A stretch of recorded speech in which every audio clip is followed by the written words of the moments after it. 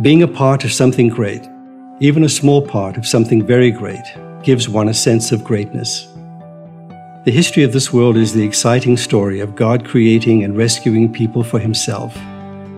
When people reject God, there is death, war, and brokenness.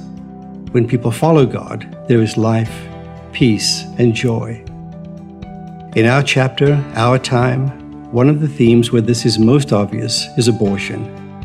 Since Roe v. Wade, over 50 million precious lives have been ended here in the U.S., and millions more, mothers, fathers, grandparents, siblings, have been left with emotional, spiritual, and sometimes even physical brokenness and grief. This tragedy didn't start in our time. Let's go back to just after Jesus was on earth, when every Roman father had a choice. He could legally choose to embrace the child or reject it. The unwanted newborns were taken to a particular wall outside the city and left there to die. It was illegal for anyone to interfere with these babies.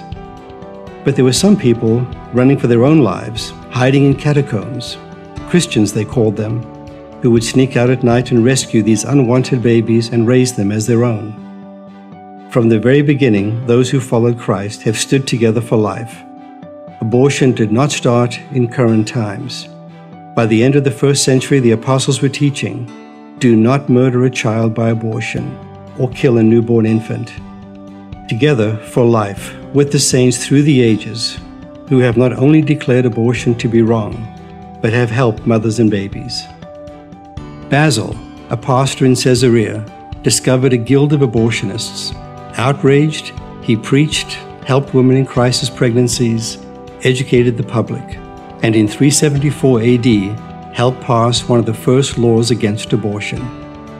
Dymphna was a Celtic princess who found that the handicapped and unwanted babies were being killed.